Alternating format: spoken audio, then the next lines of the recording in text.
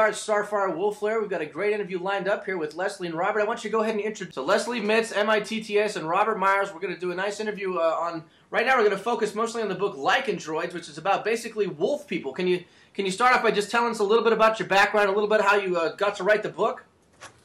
Well, initially, I was contacted by someone who has seen these creatures a number of times, and their family seen them, neighbors, other people in the whole general area, and they knew what they looked like, what they were capable of, and knew that they were extremely dangerous and something that virtually no one had ever heard of.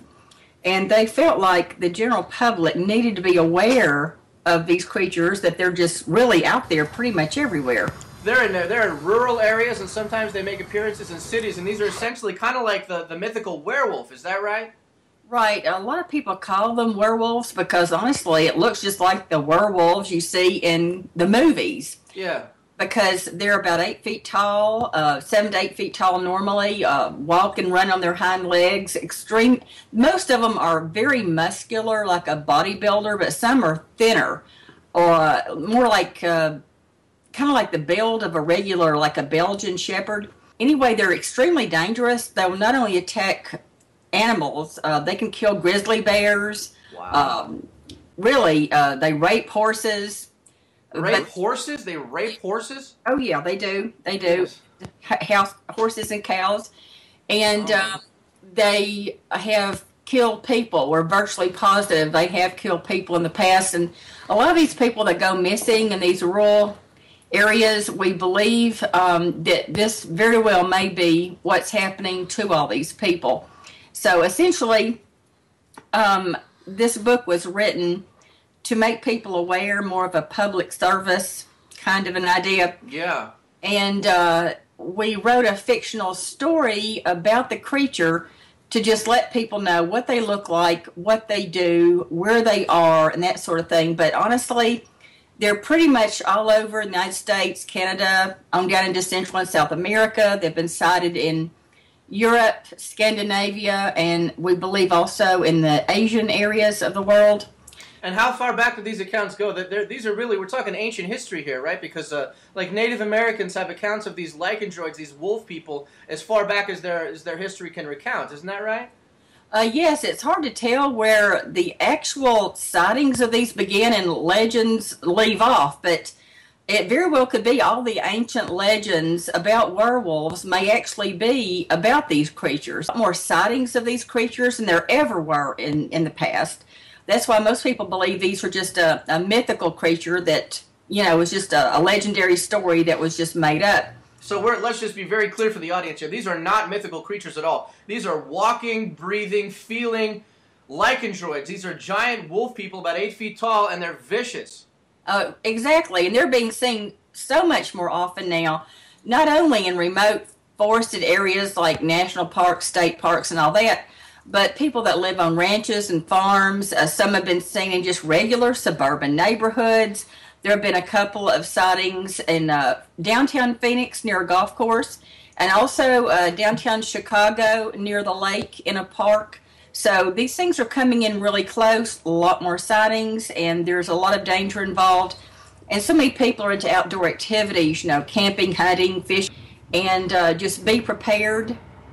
What would you recommend somebody, if somebody sees a lycandroid, what can they do? Is it run? I mean, do you stand still like a grizzly bear? Do you try to ignore them? What's the protocol in your opinion? Get out of there as fast as you can. Hopefully you have a vehicle. Shoot it.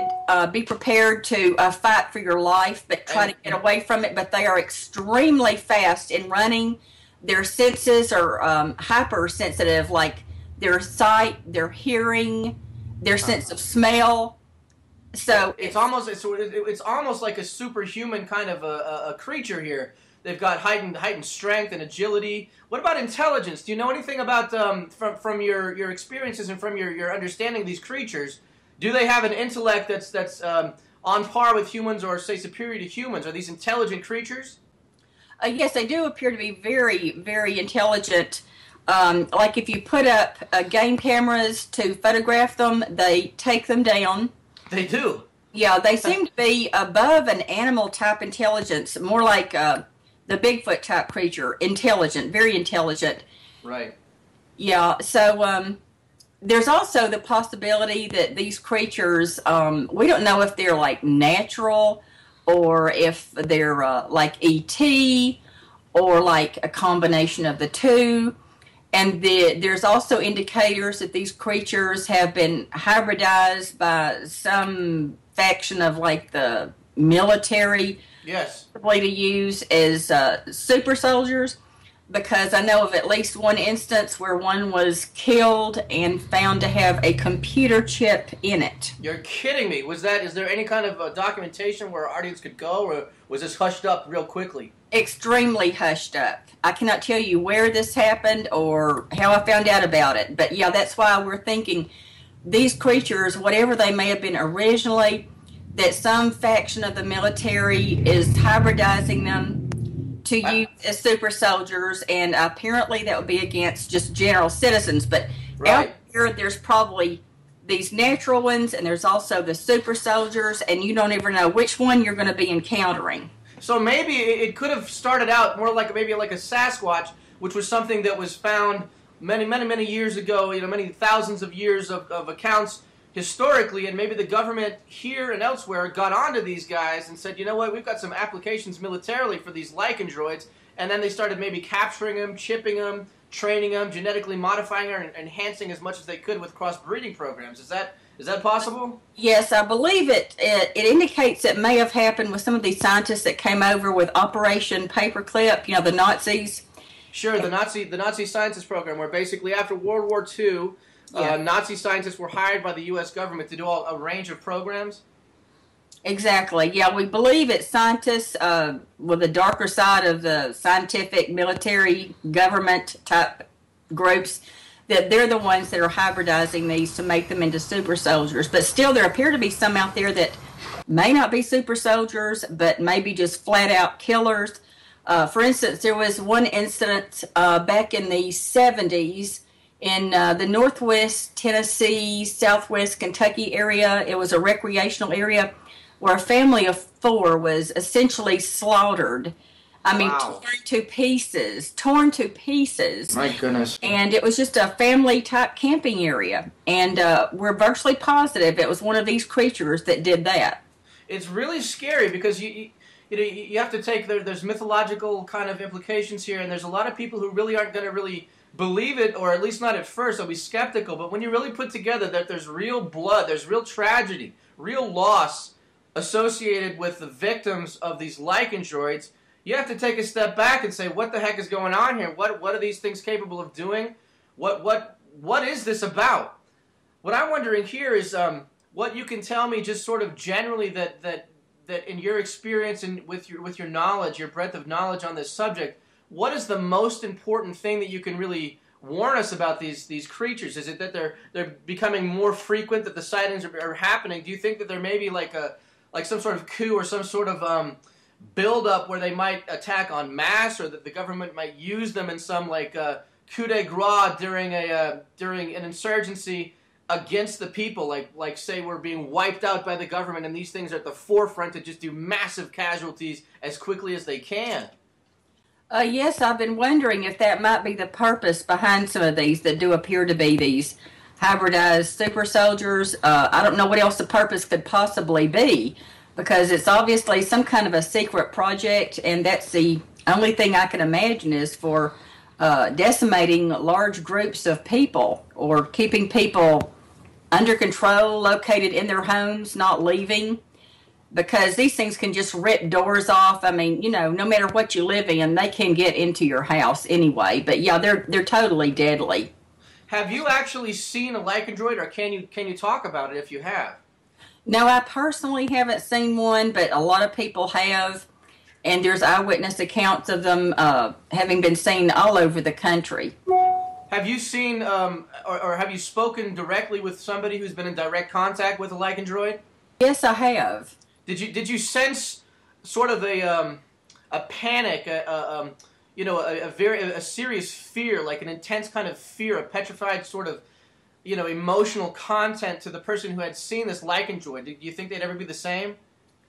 Well, this person, one in particular, they're accustomed to seeing Bigfoot because they also live in their general vicinity, and they have no fear of large creatures like that the way most people would.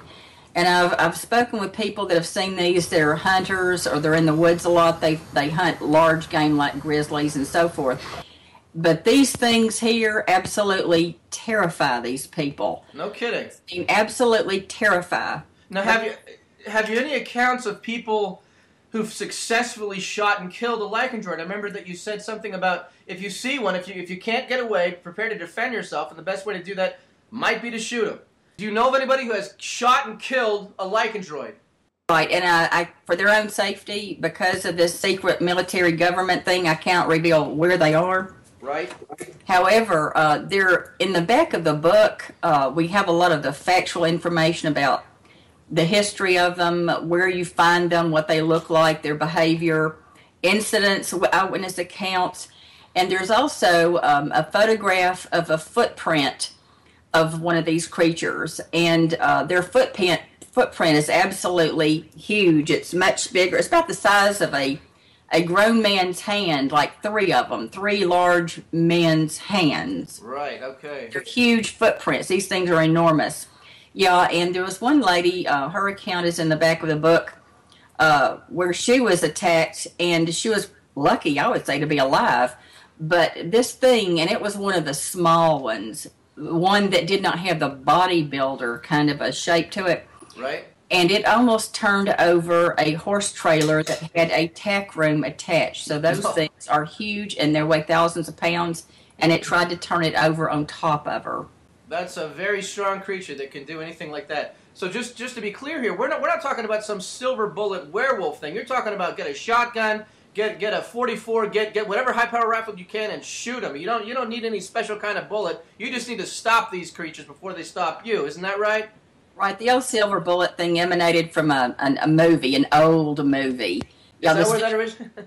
Yeah, that's where it originated? Exactly. The silver doesn't matter. Just use the most high-powered gun you have. But when you take into account, people that just are out in the woods hiking or camping, or kids even at scout camps, they're not going to be equipped with something like that. So, honestly, I would recommend that people think twice before they send their kids even to camps, church camps, scout camps, because they are out there. And I keep track, too, of people that have just simply disappeared under unusual circumstances. And Sure. some of them have been from scout camps. Let me just ask you, before I want to mention the book, and I want to mention where people can go and take a look at that and hopefully get the book. But one thing I was just curious about is that is there any account of the lycandroids being seen in groups, or are they always literally lone wolves, so to speak? Both, yeah. They seem to live in groups, and sometimes they're seen in groups walking around down streets and so forth, and sometimes alone. So we don't know how many could be possibly living together in what we just call a pod. A pod. So they're not like packs of wild animals here. These are more like humans who are on the they have animal genetics, and they walk around, and they're intelligent in how they move and how they target people.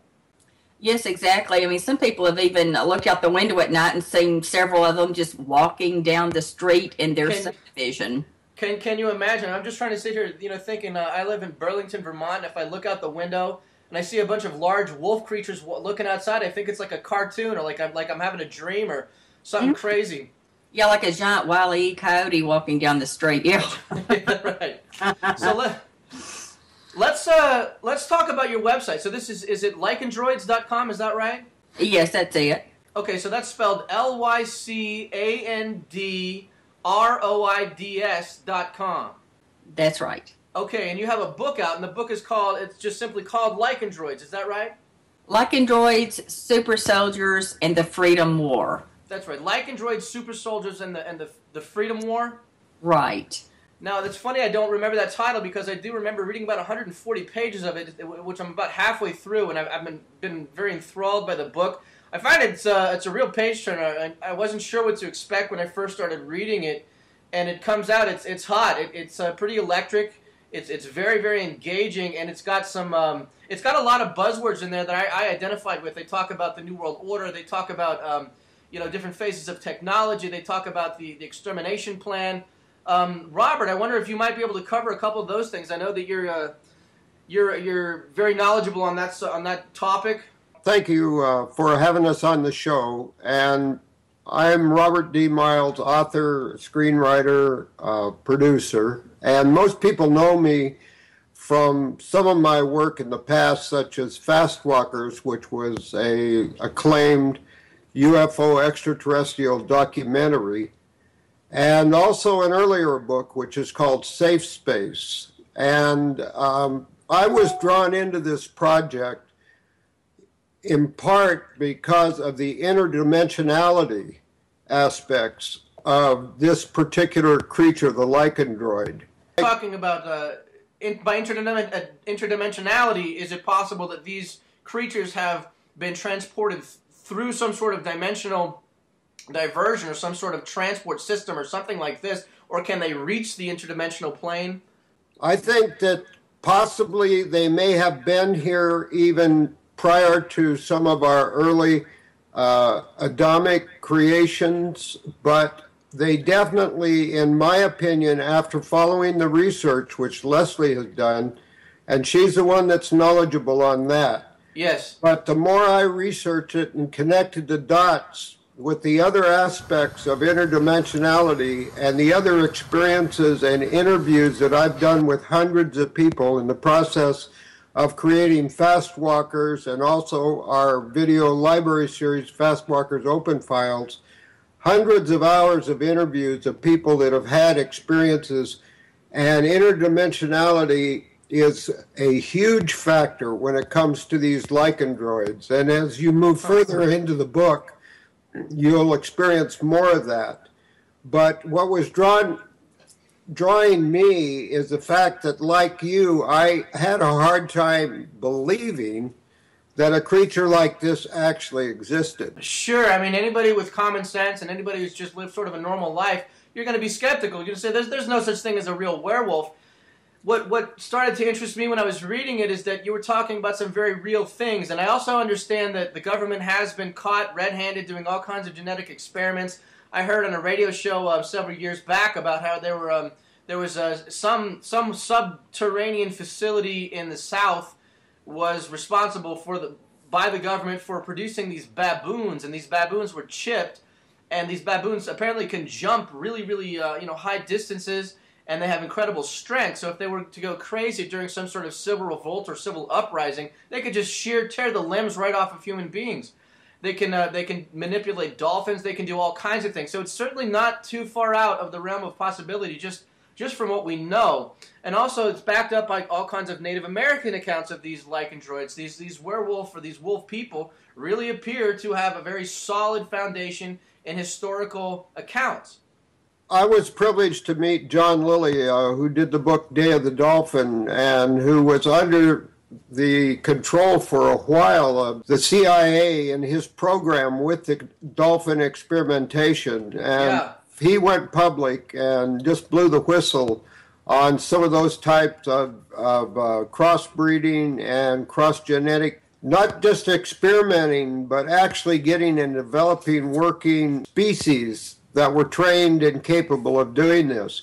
But as we began the work on LYCANDROIDs, the super soldiers in the Freedom War, what I brought to the book was the background story of what occurred when the entire internet and everything that we know as our modern world changed when the hackers introduced a vendetta virus, which actually came in through the JCL, the Job Control Language programs that were running even on the most advanced machines, though all of those are running on basic programs that were written originally by the old-time programmers, and even though they've tried to fix it, there's still backdoors. So as a result of the actions of the government, and not only against the population of the United States, but the world, but principally the United States, Yes. The hackers brought down the entire modern world as we knew it, and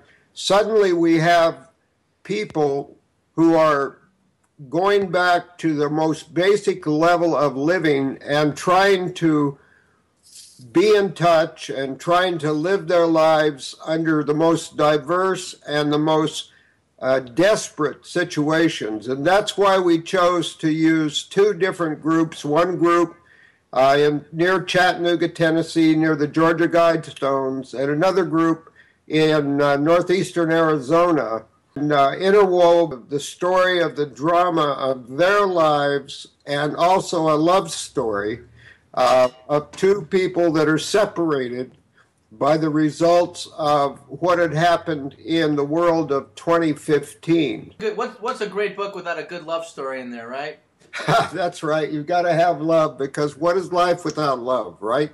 Well, anyway, I was drawn in by the interdimensionality, and then as I began to see the more factual evidence, case after case, and then Leslie had done extensive research in the field of the missing people, and tens of thousands of people have gone missing with no explanations, and there's always or generally a hint of some type of government involvement, of investigators that take over the investigation of things that don't add up, everything from FBI to higher NSA type people that get involved in these abductions. So suddenly we have a number, and I mean we're talking probably thousands of incidents that are totally unexplainable, and frankly, the more you understand it and the more you read about it and the more you research it,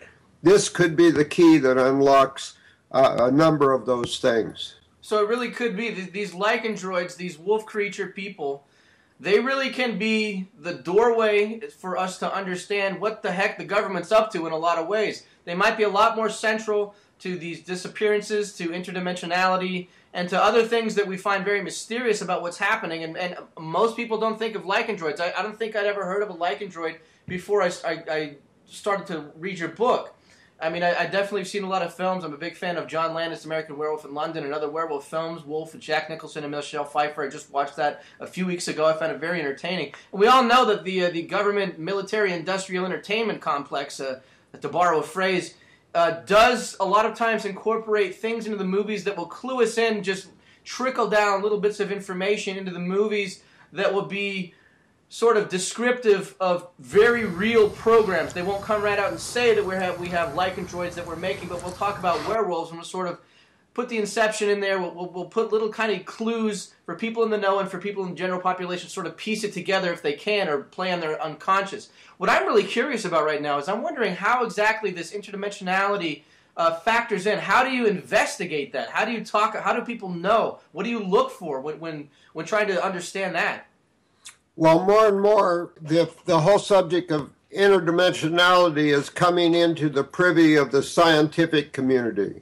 And, when I first had my own extraterrestrial contact, and I was given the 5-cent nickel tour being aboard a spacecraft and departing from this planet and visiting some of the local destinations within our solar system, I tried for 35 years to understand how that could possibly be, when I knew it wasn't a dream, and I knew it had happened, and I knew it was real, and I knew that there were shuttles leaving from this planet and coming and going from this world that we call our world is multidimensional. And over the years, the scientific community have come up with what they call, I'm sure you guys are aware, the multiverse. And then you get people like Miku Keku, who talks about the string theory aspects of it and the fact that there may be as many as 9 dimensions operating simultaneously. Michio Kaku, founder of modern string theory, calls the theory of everything that's incomplete. I think Carolyn might be trying to get him on the show, and he's certainly fascinating, and he's maybe an expert about this interdimensionality. I'm wondering what I have to ask you this. When you were on the alien craft, was it, first of all, was it an alien craft, or do you think it was a terrestrially made craft? Well, first of all, I wasn't abducted.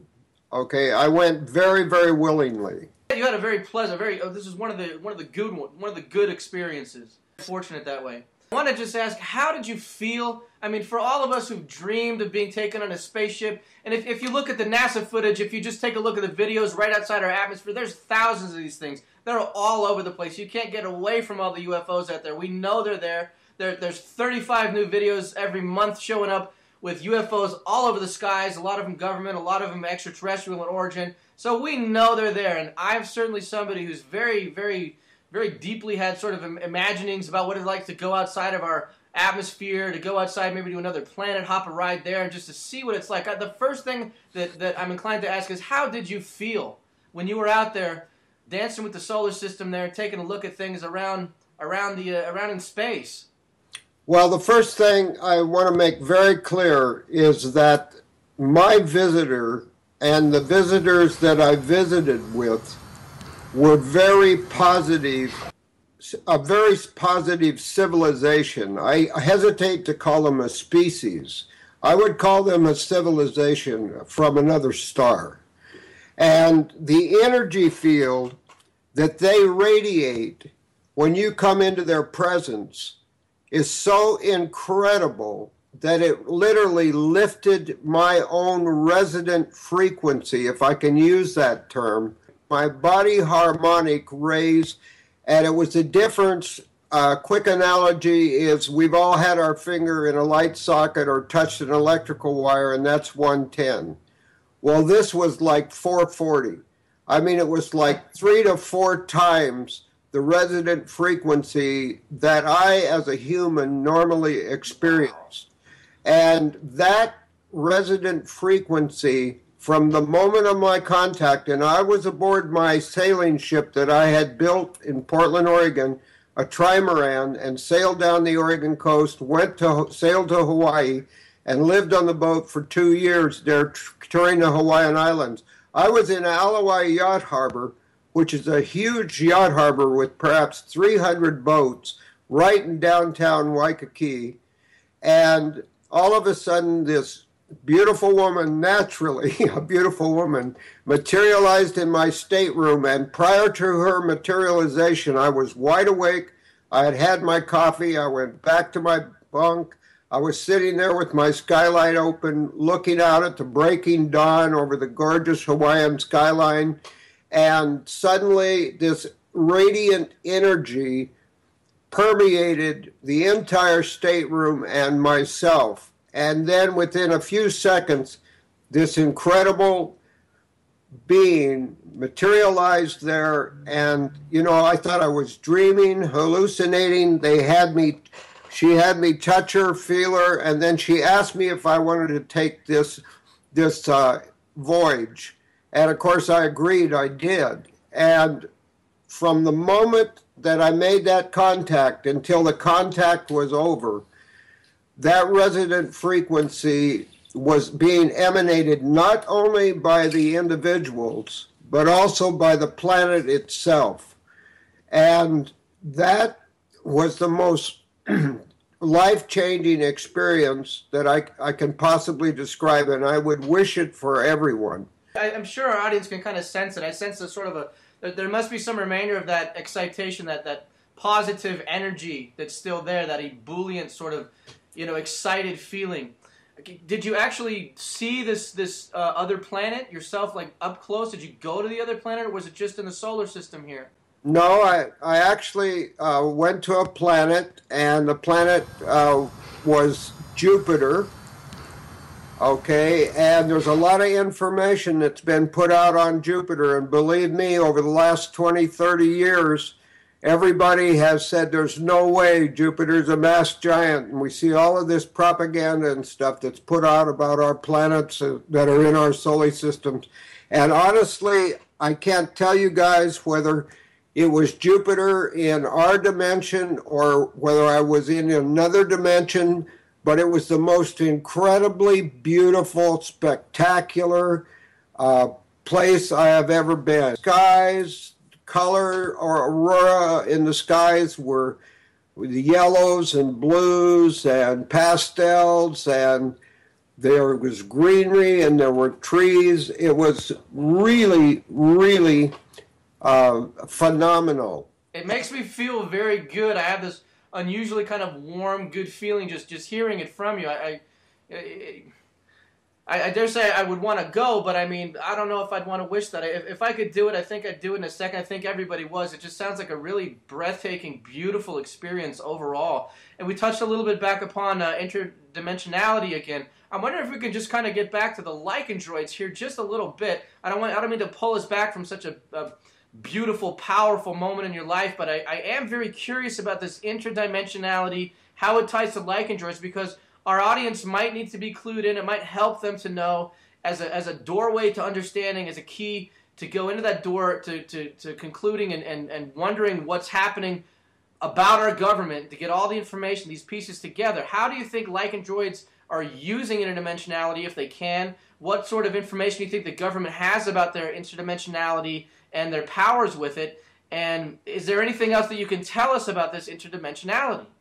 Yeah, I would say, first of all, that from my opinion, the technology that the mass population is aware of, our technology level from the population standpoint, their perception of what our government or even our world has, is at least 30 to 50 years behind what is actually the level of technology that exists on this planet. And we're seeing hints of that with the free energy devices that our people have had suppressed, all of these different things. But when it comes to the LYCANDROIDS, there's no question in my mind that they can come and go at will, but most likely with permission. There are what we call token rings.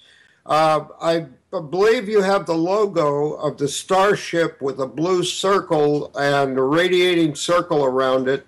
That's a 3-mile-long spacecraft called the Titha. And that is a token ring, which some people would call a wormhole or a portal. And through those are positioned throughout the intergalactic, interdimensional multiverse for the very express purpose of transporting objects and people and beings back and forth. So the actual technology that exists, I'm not a scientist, but I have had numerous conversations with people that have had transportation to other locations, includes most of them to Mars, funnily.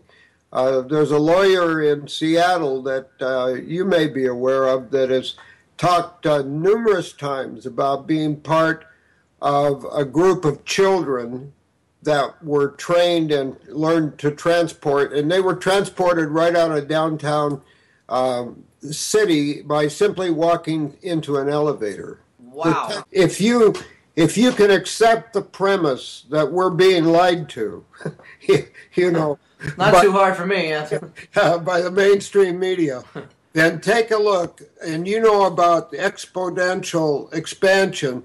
Imagine how advanced the technology is if it's 30 to 50 years ahead of what we're generally aware of. Sure, and I've heard some accounts that it might even be as much as 400 years ahead. It really depends. Like, sometimes when we start talking about how advanced the technology really is that the government has, it starts actually going back in time. So you start talking about pre-flood technology, and how oftentimes, if you've listened to certain work like Coast to Coast AM sometimes has guests, they talk about these Nephilim or these giant creatures, and they talk about how some of these giant creatures are associated with radically advanced vessels or technologies that are extremely powerful, and how these ancients were tied directly to what we consider very, very advanced technology. Now, I know there's a man named Freeman of the Freeman Perspective, and he says that his opinion is that Mars is actually what became of Atlantis. He thinks that Atlantis was Mars, and because the word for Aries, Mars and Aries, I guess Aries is Mars, so he thinks that the Aryan people here are the chosen people. He's not a Nazi, but he's saying that they're sort of a dominant force on this earth because of this relationship with Mars. Now, you're saying that these LYCANDROIDS really are interdimensional, and they're not really interplanetary, but they could be, or could they not be? Oh, they could be interplanetary, but they definitely have the ability, from the basis of my research. And for instance, in Fast Walker's Open Files, we recently are putting out a volume from Charles Hall, who was a weatherman at Indian Springs, and his interaction with them, and actually went aboard some of their scout craft. And it's extremely well documented that there's interaction between our government and extraterrestrial civilizations. And there, in my mind, the LYCANDROID is just another tool in the arsenal of the, want to call it the secret government, the New World Order. But remember that when you boil it all down, it comes down to the basics that are written in the book LYCANDROIDS, Super Soldiers, and the Freedom War. And that's, how does it affect you and your family on an individual survival basis if you're confronted tomorrow with what we see rolling out. And the book, as you continue through it, will roll out what happens when people have to sort it out for themselves and somehow survive in the midst of such a changed world. Right. And I'll tell you, it was an exciting book to work on. We've got the second book in the saga about finished, and it's called Project Stargazer. It'll come out as book 2 here shortly. But people need to think about their own personal survival for themselves and their loved ones, and they need to have a to-go kit. You know, they need to have some kind of a collection of the most necessary items, all the way from fire starters to some way to purify water. They need to have these things because, as you guys know, every day we encounter another incident where we're challenged if we're going to make it through what is probably a planned extermination of 85% of the people on the planet. Everybody get that? That's a planned extermination of 85% of the planet. Now, this is something, there's a buzz in the community about this, the conspiracy world about this, that it's actually coming. It's been predicted many, many times in many different ways, this apocalyptic kind of mentality. It's all over the media now with Fukushima, with the massive, incredible radiation. I mean, the world Chernobyl that we're looking at, with the starfish are dying out, and then coupled with the oil spill, or the oil disaster in the Gulf, where there's these massive amounts of oil that is apparently still being pumped out, and that just slams right into that toxic radioactive contamination, and it spews all over the world. We've got a massive contamination that's never been seen before, and it really couldn't. I mean, I guess it could be worse, but not too. I mean, this is sort of apocalyptic kind of scenarios that we're looking at in reality here. So these LYCANDROIDS, they might actually come out, and they might assist with this depopulation plan that the government seems to have. And this is something. This is, you can look at it as a survival kit. The LYCANDROIDS book, if you want to be the ultimate prepared person, you might want to pick up yourself Soldiers in the Freedom War. Speaking of that, Georgia Guidestones were established, and for those who aren't familiar with them, they're actually marble monuments that are written in 8 languages, giving almost a epitaph to the survivors, and they say the population of the world should be 500 million. Right, and by some accounts, we're actually over 8 billion. I wanted to bring up Dr. Len Horowitz because Sure. part of the Fast Walker interviews, and he's in the Fast Walker film, he did the research on Ebola and AIDS, and he published his books, and he gave an account. And honestly, this has been, at least 6-7 years ago, where he came right out and said, here's the plan for the extermination of 85% of the people in the world. AIDS and Ebola were manufactured viruses and released on the populations, and there's absolutely not the only ones. There's a plan there, and it's being carried out step by step, and it's frightening, but not nearly as frightening if you're prepared for it. Yes, yes. Preparation is certainly the key on just about anything that we need to do that's going to be for survival. Everybody knows that you got to prepare. I think the Boy Scouts motto is "Be prepared." A lot of people aren't familiar with HARP. Right. That's the High Altitude Auroral Research Program. Exactly. And another person we interviewed, Dr. Nick Begich, and he has written books and spoken of it, and he talks about how there's all of these patents that have been given by the United States government for microwave transmission of thought and voices into individuals' heads. Sure. I've seen there's a really interesting documentary that you can find on YouTube. It's pretty obscure. It's called Project Monarch.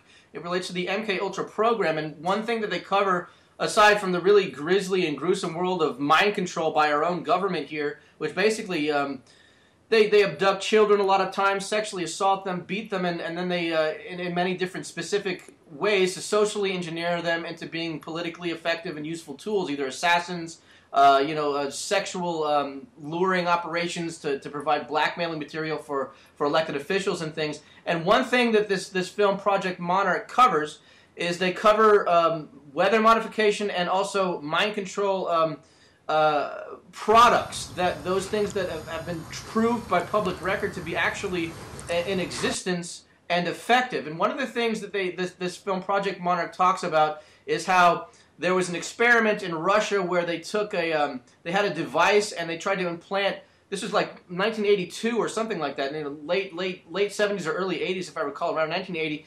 And they actually implanted words, thoughts, and pictures into these people's minds, and the people had no idea that their mind was being invaded. So this High Altitude Auroral Research Program, which is based in Alaska, that's the one that we know about. A lot of people, talk about how it can make earthquakes and tsunamis and typhoons and things like this by focusing large amounts of microwave radiation into the atmosphere, which then ricochets it back to the Earth with a specific intensity and geographic locale. But also these microwaves happen to be broadcast on the exact same frequencies of human thought. So they certainly can be used to manipulate human emotions and human ideas. So we are definitely being massaged like dough. We're being prepared for this apocalypse, it seems. And I'm just a little bit more curious, something about the connection between interdimensionality, between the depopulation movement of the United States and really the connected world government and these LYCANDROIDS. I was just wondering, I had a sort of thought. I mean, do you think these LYCANDROIDS are kind of, I'm kind of getting way out here, but I'm just curious as well. My creative side's coming out. I'm wondering if these LYCANDROIDS are just used for this kind of depopulation program on many different worlds. If they can travel all around the galaxy and through interdimensional portals and pathways, you think they just pop in for a couple of 1,000 years and massage the population with the government and then wipe them out when it's time to exterminate them? You think they're just sort of the assassins of the apocalypse on many different worlds that are very similar to ours? Is that possible? And on the HARP thing, there's 8 established HARP locations now on the planet, as well as a floating HARP facility that's being created. Floating HARP? This is one on water? Yes. I picked up some stuff on the internet of pictures of one that was being created. I believe it was in Seattle and was going to be taken out. But going back to the LYCANDROID, planet Earth has given a license to some civilization, and I would call them the negative side of the civilization equation, to export humans not only for food, not only for particularly women for breeding purposes, but also for mercenaries. Because on this planet, there are some of the most trained, deadly human killers that have ever existed, certainly on the face of this earth. Some of the most incredible warriors are in development, exported humans, to do the very things that you were talking about, to exert population control and domination on other worlds. Right. That's a really scary and fascinating prospect just in itself. I'm sort of stunned by this idea that these lycandroids are sort of behind or are very integral to a human slavery movement.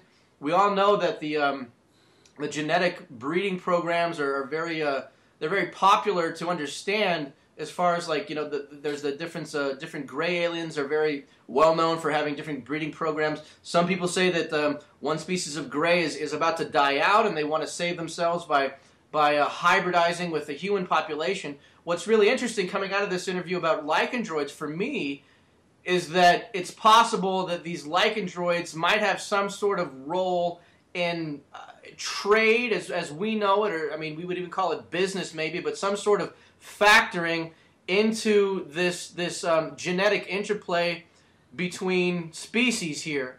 So they might actually, in a sense, I mean, to be very crude about it, play sort of a slaver role. Is that right? Yes, and there's one factor that needs to be considered, and that's that were the events to occur that are outlined in Lycandroid Super Soldiers in the Freedom War, where the Vendetta virus successfully brings down the government operation, and I don't mean just our government, but the super government, then there are lycandroids that have been loosed, and they are actually breeding naturally upon our, and this is a whole nother level of lycandroid. And the question really is what traits will they carry over from their, as protogen, compared to what the original lycandroids, and there are different models of lycandroids that have been developed. And Leslie can talk about some experiments that we've researched at Dulce on the development of these creatures that are expounded upon in the book. But Leslie, why don't you talk about that? Well, what research I have found is that a lot of these paperclip scientists did go to Dulce, and there have been a lot of experiments apparently going on there genetically. And, you know, you can let your imagination run wild as to what it could be, but there's a strong possibility that that's where this lycandroid project may have emanated from, because some of the earliest sightings of these creatures began kind of in that general area and then started spreading out throughout the country. These lycandroids primarily are seen along the west coast, across the north central and down the east coast, and across the whole southern United States. The whole central part of the United States, where you might find the grassy plains, not much as far as forested areas, there are fewer sightings in that area. But initially, they seem to emanate from the Dulce area. Yes. So I'm curious, Leslie. Is there any sort of artistic account from say, you know, several hundred years ago, like cave art or Native American or any other accounts in anywhere that actually depict these lycandroids in a physical form, like in a two-dimensional drawing on a wall or a painting or anything like that? Is there anything that's surfaced like that? I don't know of anything that's actually like carved in stone, so to speak, or anything like that. They're just Native American legends, but also it kind of merges over into the skinwalker legends also. Yeah, let's talk about the skinwalker legends here and how they connect to the lycandroids. I believe they're two separate things, but there's a lot of common characteristics between the two, because skinwalkers will put on like the skin of an animal and then make people think that that's what it is. They can make themselves look like an animal. And a lot of times they will use like a wolf or something like that. So therefore, even though you have skinwalkers that can do that, then you have the lycandroids, I still think they're two separate things, but they can appear to be the same. Sure, so, probably not a lot of skinwalkers would be able to turn over a horse trailer with anything attached to it. Yeah, skinwalkers are pretty much murderers is what they are. Just without any kind of conscience. I mean, like almost like they've made a deal with the devil. I mean, they're about as evil as you can get. Right, right. Yeah, but that's more of a supernatural thing, and the lycandroids are a living and breathing whatever they are. They always look like that. But the term lycandroid, I wanted to mention this. We basically coined that for the book because a lot of people were calling these creatures werewolves, and that made it sound like it was just like a mythical creature. And, they're not mythical, so we didn't want to go with werewolves because of the crossover contamination with that. And then, of course, some people call them a wolf man, and when you call it a wolf man, that doesn't really give a really good description of how dangerous they are. The same thing with dog man. They just really weren't accurate enough, and so we came up with lycandroid, which is bringing in lichen from this wolf part with the android, which appears to be manufactured. So it's to us a wolfen creature that has been created. So that's why we call them lycandroid. That seems to be the most accurate description of what these things may actually be. The ones that have been hybridized, and then of course the ones that are natural, you can call it a lichen maybe, the natural, but you don't really know which is which. I have a feeling lycandroid's going to stick. It sounds very appropriate and accurate in its depiction. It also reminds me a little bit of reptoids, which are very popular in nomenclature to describe reptilian bipedal forms, which I don't know very much about, but the connection here between interdimensionality is very consistent when we start talking about extraterrestrial species and races here. And this phenomenon of lycandroids and how they connect with the New World Order, if you will, or the shadow government, the super government, whatever you want to call it, this depopulation program for the Earth here, for the human beings here, and how the lycandroids connect with the extermination of humans and them being on the front line. They're bloody, they're fierce, they're real, they're 8 feet tall, and we're not talking about a few hundred accounts, we're talking about more than 10,000. We're talking about thousands and thousands and thousands of disappearances and accounts of lycandroids that are very, very specific, that are very real. And you have direct experience with dealing with some of these people who have been exposed to this lycandroid in the most dreaded, deadly, awful possible way, and we're really trying to warn people here who can be victims of lycandroids if they don't know what to look for. And you're saying that the most suspicious place, or the most common place, the most hazardous place where you possibly could run into a lycandroid, that's really going to be, it's not so much in the central United States, but it's definitely in rural forested areas. Is that right? But even though they do go into cities. Yeah, the more rural you get, the more likely you are to encounter one of these. However, I don't really consider any location safe. I mean, if they can be seen in downtown Chicago, downtown Phoenix, I mean, really, it could happen anywhere. You never know. You just never know what you're going to get into. You know, you don't know if you walk into a skyscraper with a corporate logo on it. You don't know who's sitting at the top of the chair. You don't know. Maybe there's a room with 15-foot ceilings for these guys to come in and say, this is what we got to do with this stock. You don't know how intelligent these things are. We had a guest named Lori. I'd have to find her last name, but she was a hypnotherapist who deals with regressing and directly dealing and communicating with people who have had alien or they prefer to be called extraterrestrial abductions, and she says very, very clearly that these extraterrestrials are in business with the United States government. Now, we're talking about corporate mentality here, and it makes a lot of sense to me personally if I take a look at these corporations behaving basically without any ethical concern, without any moral constraints. It's almost like, you could call it an advanced intelligence, but it's a cold intelligence, and it's very calculated, like we're being farmed. And these lycandroids really are very open to speculation. We have a lot of solid information, but a lot of it is really obscure and very hidden. I don't think almost anybody has heard of a lycandroid. If we're not talking about wolf men who change at a full moon and start barking and become from a human into a wolf man. We're talking about wolf people, lycandroids, and these lycandroids are walking on 2 legs for the most part. Do they actually run on 4 legs to our knowledge? They could also run on 4 legs, but they can also run on 2 legs. And also another thing that's kind of unusual about these creatures, they sometimes like to wear human clothes, hats, particularly shirts. Like they particularly like red, which is kind of interesting because you hear about Little Red Riding Hood. And they particularly have an affinity for plaid. The big bag lycandroid. Yeah, they do seem to.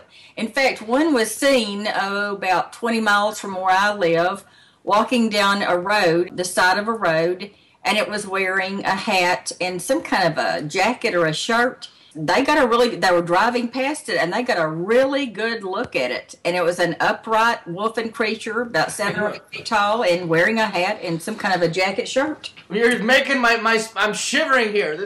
I'm imagining, walking down or just like driving along and saying, oh, what do you know? There's an 8 foot tall lycandroid wearing a nice suit and tie. It's like.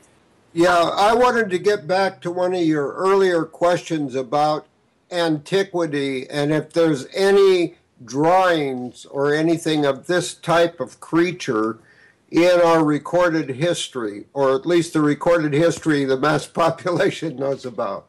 On the cover of the 2nd book, Project Stargazer, you'll see the resemblance to Anubis, the ancient Egyptian creature. Sure. That is carved in stone and was worshipped in Egypt. And Anubis is, if you look at that drawings or those carvings of that particular creature, and then you just do a little bit of stylizing, which people will see on the 2nd book cover, you'll suddenly recognize that this is not just a creature that has appeared recently. This is a creature whose genetic roots, at least, have been on our planet for millennia. Sure. So that's Anubis, and he was god of the dead, I believe, and he was replaced by the god Osiris in the Egyptians. That's a very good point. It's very curious because we're talking about somebody who had a jackal head and walked on 2 legs with a man's body. Now, this is exactly what we're talking about. This is ancient Egypt we're talking about. And some people, we can talk about the pyramids all day, but we certainly know that they're very, very old, however old they really are, probably thousands of years older than history is accounting for, honestly, at this point in the popular medium and notion of it. But these creatures and these gods that were on these hieroglyphic depictions of life in ancient Egypt, the ancient Egyptian culture there with the pyramids, they're something. They're there. They are there for a reason. And I don't understand any reason why we wouldn't think they're just exactly as they're being depicted. Now, here's a little side on here. I happened to watch a special. I don't know if you're familiar with it. It was a National Geographic special. I think it's called The Secrets of the Pyramids. And what happened was there was discovered inside the Great Pyramid this gigantic transom, this 2 foot or something, 1.5 foot by 1.5 foot tunnel that leads up, and it's up a steep incline, and then they didn't know what the heck was at the end of it. It was just discovered a couple of years ago. So they built a little rover, a little tiny, like a little tracked kind of RV unit to climb up through this transom, and then they got all the way to the end. And what was at the end was really fascinating. That it was a hatch. It was just a door with 2 kind of latches on it that could pull the door or push the door open, and that's where that special ended. It's a bit of a spoiler, but that's where that special ended. Now, I went on to YouTube and I started searching because I knew that it was National Geographic and they're probably not going to disclose everything if they found something really interesting. What they ended up doing in the National Geographic special is they drilled a hole through the door, put a little camera through it, and they discovered another large door that they didn't go anywhere through. They didn't pull the door, and that's where the special ended. But this is the really fascinating and interesting part I wanted to bring up for our listeners. The stone that was directly above the hatch, the last stone in the transom just above where you would pull out and go into this room where there's a door at the other end of it, had very interesting depressions on it, had a bunch of marks on the stone. And you might think at first glance that it's complicated or it's chaotic. It doesn't have any order or any intention behind it. But there was a very learned astronomer who noticed these depressions. And after examining these depressions and comparing them with ancient star calendars, he found that it was an exact match for how the stars looked about 12,000 years ago. Isn't that absolute information? So we've got a pretty good date, a really good stamp, if you will, of how old that particular aspect or facet of the pyramids are. So it looks like they're about 12,000 years old, at least when that was built. So they're certainly older than we've been told. And there's no reason to think that lycandroids were not a part of Egyptian history. We don't know if Anubis spawned or if it probably would be interdimensional. I know that the Egyptians felt that the soul had to leave a certain window, a certain opening, orifice of the pyramid. Interdimensionality certainly does play a part in life and death, in the inception of life and in death. We need to travel somewhere. And we're talking about astral travel. We're talking about the soul being able to go from one place to the next, and that certainly does encompass some kind of interdimensionality. Would you concur with that analysis? Absolutely, and the more you trace the history of the Anunnaki and the experimentation upon the human race, I mean, let's face it, those civilizations that were interacting with our planet at that time, they had the ability to manipulate the genetics and the whole physiology of the human creature.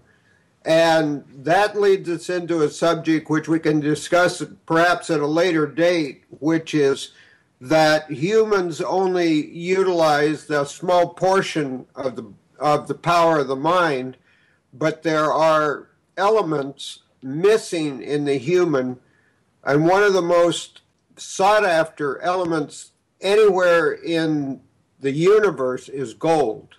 Yes, that's the oldest word in human language is gold. G-O-L, it used to be called. Very consistent.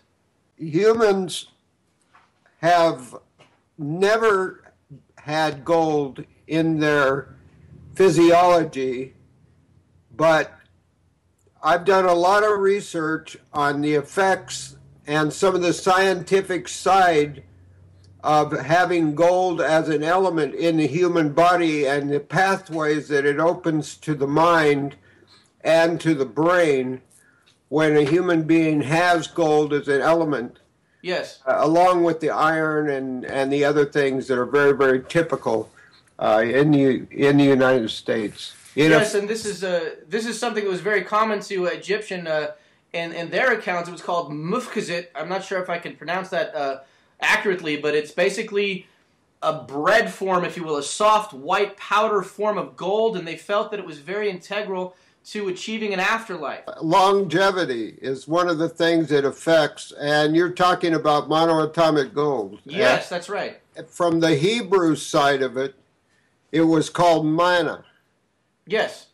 So what a fascinating adventure we face as individuals, and it's programs like your guys's that is putting the information out to the population of the world that's smart enough and aware enough and sensitive enough to be listening, because as you guys know, we're all faced with the day-to-day problem of how do we make enough money to survive, how do we educate our kids, how do we take care of our physical problems, and there's very, very little time left, and people don't have time to read. People don't have time to research. People don't have time to do anything except maybe go visit the kids or make a quick phone call. It's so important that people hear shows like you guys are producing and like Dark Matter Network is putting out. And we just congratulate you Thank you. on the fact that you're doing it, and you're doing a spectacular job. Thank you so much. I want to thank you again for that. I want to wrap up in just a second. Maybe we might have a part two. This is so interesting. I don't know if we can resist, but I want to give you a chance to put some websites out there and to give some people some links. I got to say, as far as the Starfire WOLFLAIR program, we're working very hard. I put a lot of hours, a lot of work into the second show. It was the first time I was doing a audio engineering and sound design for that. We're going to get better and better each show. We're going to get better sonically, and our content is building up. We've got some fascinating interviews. This has been absolutely a pleasure. It's very electrifying to speak with you both. I can't thank you enough for coming on the show. And I'd like to just go ahead and give you an opportunity to kind of talk about a little bit with where people can go to find out more about your projects. You talked about the film you have on Netflix, and that's won an award. It's got some acclaim. People to know where they can get their copy of LYCANDROIDS Super Soldier and the Coming Freedom War, the Freedom War. You can get more information about Robert Miles and Leslie MITTS. Okay, well, first of all, the book is on Amazon. It's on both in a paperback form, and it's also on as a Kindle. And we've run a very special price on the Kindle, and I think it's $3.98 Kindle edition. Seems like a pretty low price to be really prepared. And it's an opportunity to, we hope to reach not just book readers, but libraries and other places like that have limited budgets. Yes. Far as Fast Walkers, the award-winning documentary that won the EBE, which is the Extraterrestrial Biological Award from the International UFO Congress as the People's Choice of the films that year, went on to premiere on big screen to sold-out audiences. We also have the Fast Walker Open Files Library Series, which has just added its most recent volume, which is Volume 5. And those run about 2 hours, those videos, because in Fast Walkers, we had over 50 people we interviewed, and we were only able to squeeze in about 25, and most of them get a minute or two. They have a chance to, in the Fast Walkers Open Files volumes, which are available as video downloads or as DVDs off of Amazon and CreateSpace, and they get to literally sit in the room and watch and interact with the people, these amazing people from all over the world. And so often, you know, in this field, as you guys know, we're labeled kooks. But when you hear the tremendous amount of scientific knowledge and get the straight scoop from these people who have been there and done that, your perception changes. Even my son, who's a producer and a director and has lived with me during his growing up years, having had my experience, was so very skeptical until we went ahead and we filmed the interviews for both Fast Walkers and Fast Walkers Open Files, because it totally changed his perception about who these people are and what they're like.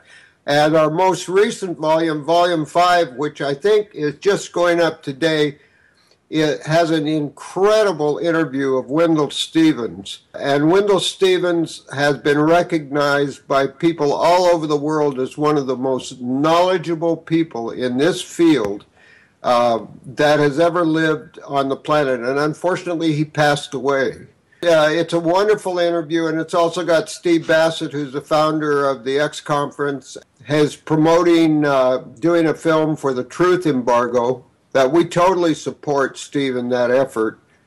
And on Volume 4, we have Monsignor Geraldo Balducci, who was the chief exorcist for the Pope and wrote all of the books Vatican uses on exorcism. And wow. And in the interview, Geraldo Balducci, and we have the only English translated, Paula Harris did the translation on camera with him, where he actually says that we are visited by, well, individuals.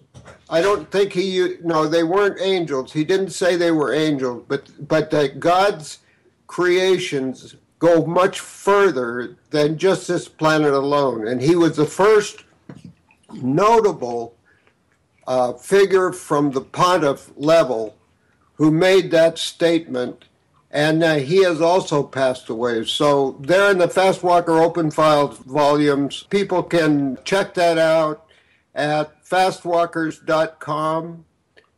And as far as my earlier book, Safe Space, that's available on Amazon. are excited that we're able to put this information out. For Leslie, it's been a life journey, but she's had her own contact with extraterrestrials. So I'll let Leslie kind of sum it up here. Experiences I've had with the ETs, mine were the Greys, but they didn't seem to be particularly bad. They wore the hooded robes, and from what I hear, not that many people have seen that particular type, but I've had several encounters with those. I have quite a bit of memory from those experiences, not a lot, but some, and underwent some regression with Dr. David Jacobs and got in on the tail end of his book, Secret Lives. But yeah, there's apparently many, many different types of ETs out there. I would say some are very good, some are very evil, and then there's all the ones in between. Now, I have to get you together with Lori McDonald. I really want you to come back for another in-depth interview. We can cover a lot of things that we weren't able to cover today, such as your experiences with the Greys. That's something that I know I'm personally fascinated and very intrigued by, and I'm drawn like a magnet to that subject, so I hope you can come back. I want to say, Leslie and Robert, thanks for a fabulous interview. I think our audience will agree. I mean, this is very simple. It's very exciting for me. I'm very enthusiastic about it. I can't wait to share this with our audience and share it with Carolyn and have you come back. Yes, and there is a website, LYCANDROIDS.com. That has information on it as well. Okay, and that's LYCANDROIDS.com, LYCANDROIDS.com. There's plenty of information out there if a person just goes into Google and Googled either myself or the book. Robert Miles, Leslie MITTS, thank you so very much. Please come back. We'd love to have you again, and we'll be looking forward to hearing you on the broadcast. Thank you so much, you guys.